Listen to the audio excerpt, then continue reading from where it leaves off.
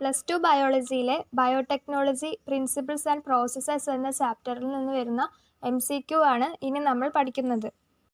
First question, who is the father of genetic engineering? Options: Stuart Linn, Stanley Cohen, Paul Berg, Kary Mullis. അപ്പോൾ father of genetic engineering എന്ന് അറിയപ്പെടുന്നത് Paul Berg ആണ്. അപ്പോൾ option C ആണ് correct answer. 2. Which of the following processes or techniques can be included under biotechnology? ബയോടെക്നോളജിയുടെ കീഴിൽ വരുന്ന processes or techniques ഏതാണെന്നാണ് ക്വസ്റ്റ്യൻ.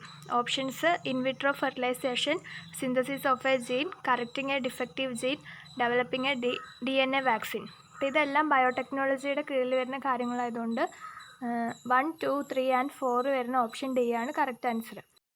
മൂന്നാമത്തെ ചോദ്യം, plasmid used to construct the first recombinant DNA was isolated from which bacterium species? ആദ്യമായിട്ട് ഉണ്ടാക്കിയ recombinant DNAയിൽ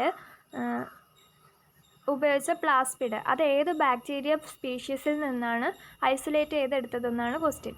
ആദ്യമായിട്ട് ഉണ്ടാക്കിയ റീകോമിനൻറ്റ് DNAയിൽ ഉപയോഗിച്ച പ്ലാസ്മിഡ് ഏത് ബാക്ടീരിയത്തിൽ നിന്ന് എടുത്തതായിരുന്നു? അതിൻ്റെ ആൻസർ സാൽമണല ടൈഫിമ്യൂരിയം. അതൊരു ആൻറ്റിബയോട്ടിക് റെസിസ്റ്റൻറ്റ് ജീനാണ്. ആദ്യമായിട്ട് റീകോമിനൻറ്റ് DNA ഉണ്ടാക്കിയത് Stanley Cohen and Herbert Boyer in 1972.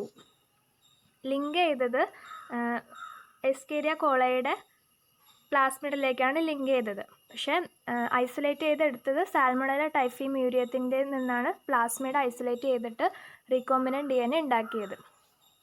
നാലാമത്തെ ചോദ്യം, genetic engineering is possible because? Genetic engineering സാധ്യമാവാനുള്ള കാരണം ഏതാണെന്നാണ് question. Option A, we can cut DNA at a specific site by restriction endonucleases. Option B, restriction endonucleases purified from virus can be used in bacteria. Option C, the phenomenon of transduction in bacteria is well understood. Option D, we can see DNA by electron microscope. ഇതിൽ option A ആണ് correct answer. കാരണം genetic എഞ്ചിനീയറിംഗിൽ ഒരു major role വഹിക്കുന്ന ആൾക്കാരാണ് ഈ restriction endonuclease. ആ restriction endonuclease ഉള്ളത് കൊണ്ടാണ് നമുക്ക് DNA സ്പെസിഫിക് സൈറ്റിൽ വെച്ചിട്ട് കട്ട് ചെയ്യാൻ സാധിക്കുന്നത്. അത് കാരണം genetic engineering is possible because we can cut DNA at specific site by restriction endonucleases എന്നുള്ള ഓപ്ഷൻ എ ആണ് കറക്റ്റ് ആൻസർ. അഞ്ചാമത്തെ ചോദ്യം, the term molecular scissors refers to? Molecular scissors എന്നറിയപ്പെടുന്നത് എന്താണ്? റെസ്ട്രിക്ഷൻ എൻസൈംസ് ആണ്. അപ്പോൾ 5 option B. 6, the term chemical knife refers to? Chemical knife എന്നറിയപ്പെടുന്നത് അല്ലെങ്കിൽ കെമിക്കൽ സ്കാൽപ്പൽസ് എന്നറിയപ്പെടുന്നത് ഏതാണ്? Option B, endonucleases. 7, in recombinant DNA technology the term vector refers to? Recombinant DNA ടെക്നോളജിയിൽ vector എന്ന ടേം എന്തിനെയാണ് സൂചിപ്പിക്കുന്നത്? അല്ലെങ്കിൽ വെക്റ്റർ എന്താണെന്നാണ് ക്വസ്റ്റ്യൻ.